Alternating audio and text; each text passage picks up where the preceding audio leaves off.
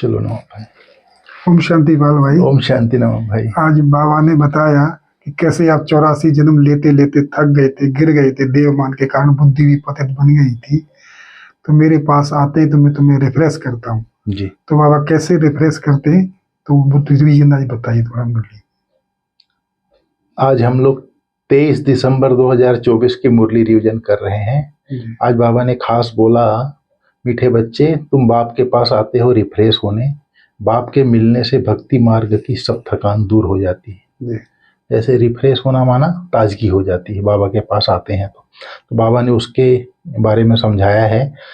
जब बाप आकर सबकी बुद्धि का ताला खोलते हैं तो कितने रिफ्रेश होते हैं। बाप के पास बच्चे रिफ्रेश होने आते हैं, घर में विश्राम मिलता है ना। बाप के मिलने से भक्ति मार्ग की सब थकान ही दूर हो जाती है। सतयुग को विश्रामपुरी कहा जाता है।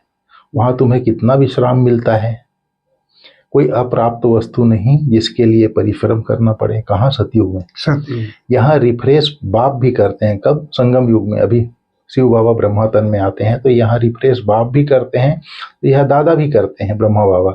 शिव बाबा की गोद में आते ही कितना विश्राम मिलता है। विश्राम माना ही शांति, विश्राम का अर्थ बाबा ने बताया। मनुष्य भी थक कर विश्रामी हो जाते हैं, कोई कहाँ विश्राम के लिए जाते हैं ना, लेकिन उस विश्राम में रिफ्रेशमेंट नहीं है। जो घूमने फिरने जाते हैं रिफ्रेश होने के लिए, उसमें रिफ्रेशमेंट नहीं है। यहाँ तो बाप तुम्हें कितना ज्ञान सुना कर रिफ्रेश करते हैं, बाप की याद से भी कितने रिफ्रेश होते हैं। और तमो प्रधान से सतो प्रधान भी बनते जाते हो। सतो प्रधान बनने के लिए यहाँ बाप के पास आते हो। बाप कहते हैं, मीठे मीठे बच्चे बाप को याद करो, बाप ने समझाया है।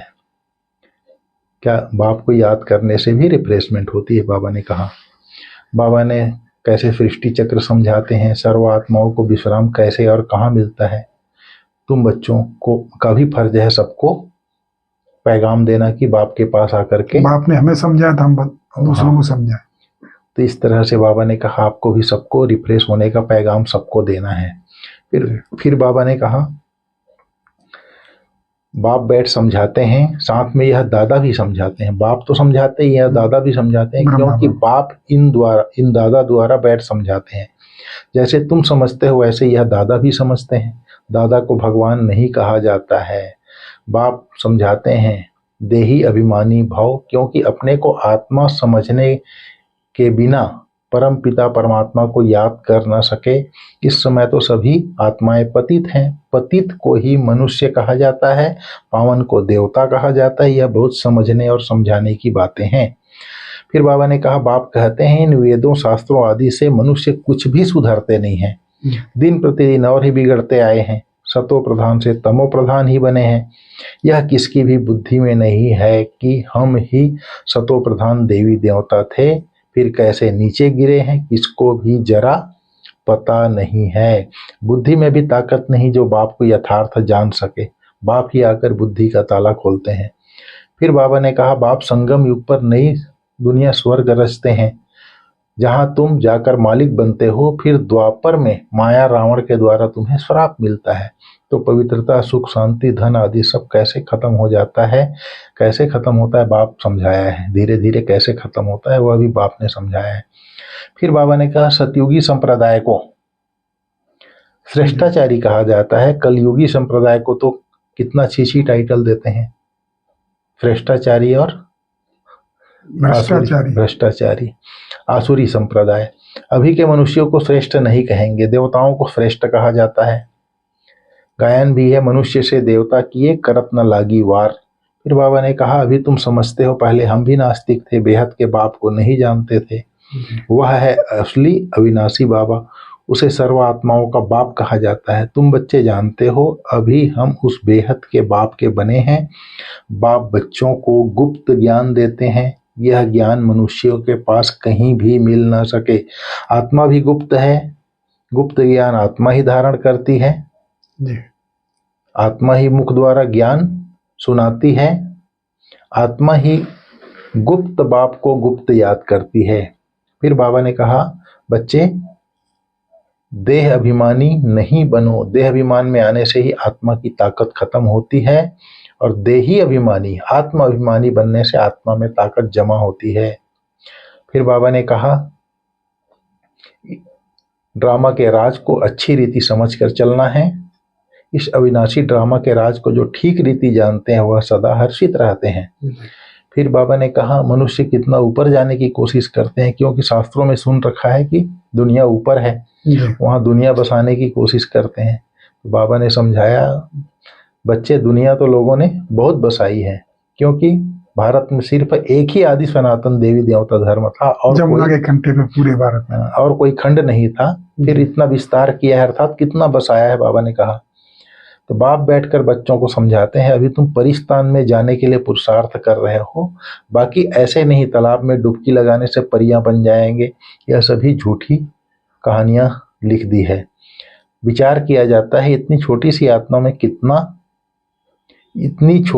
आत्मा कितना बड़ा पार्ट शरीर से बजाती है। फिर शरीर से आत्मा निकल जाती है तो शरीर का देखो क्या हाल हो जाता है। आत्मा ही पार्ट बजाती है, कितनी बड़ी विचार की बात है। सारी दुनिया के एक्टर्स अपनी एक्ट अनुसार ही पार्ट बजाते हैं। फिर बाबा ने कहा अभी तुम बच्चों को बाप ने आकर अपना परिचय दिया है, मैं कैसे इनमें प्रवेश कर तुम्हें पढ़ाता हूँ। ब्रह्मा में प्रवेश करके बाप देवताओं को तो नहीं पढ़ाएंगे, देवताओं को यह ज्ञान कहाँ है। मनुष्य तो मूझते हैं क्या देवताओं में ज्ञान नहीं है। देवताएं ही इस ज्ञान से देवता बनते हैं। देवता बनने के बाद फिर ज्ञान की दरकार नहीं है। जैसे बैरिस्टर पढ़ाई पढ़ने के बाद बैरिस्टर बन जाता है, फिर पढ़ने की दरकार नहीं रहती।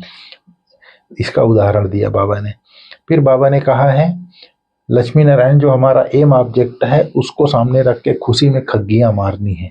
बुद्धि में सदा रहे कि हम ऐसा बनने वाले हैं। जैसे ब्रह्मा बाबा शुरू में श्री कृष्ण के एक्टिंग करके खग्गियां मारते। हाँ।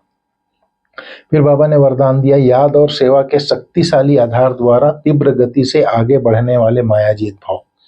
ब्राह्मण जीवन का आधार याद और सेवा है।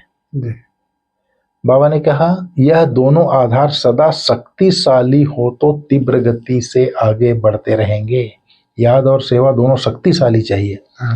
अगर सेवा बहुत है, याद कमजोर है, या याद बहुत अच्छा है, सेवा कमजोर है तो भी तीव्र गति नहीं हो सकती। दोनों में तीव्रता चाहिए। याद और सेवा दोनों में तीव्र गति चाहिए। याद और निस्वार्थ सेवा साथ साथ हो तो माया जीत बनना सहज है। यहाँ पर निस्वार्थ सेवा अंडरलाइन किया है। सेवा तो करते हैं लेकिन अगर जरा सा भी हुआ कि मुझे प्राप्ति हो इससे तो माया जीत नहीं बन पाएंगे। तो बाबा ने कहा याद और निस्वार्थ सेवा साथ साथ हो तो माया जीत बनना सहज है। हर कर्म में कर्म की समाप्ति के पहले सदा विजय दिखाई देगी। याद और निस्वार्थ सेवा है तो। फिर आज बाबा ने स्लोगन में बोला है इस संसार को अलौकिक खेल और परिस्थितियों को अलौकिक खिलौना समझकर खिलौने के समान समझकर चलो। ड्रामा है, खेल है, खेल में परिस्थितियां खिलौना है। ठीक है ना भाई। ओम शांति।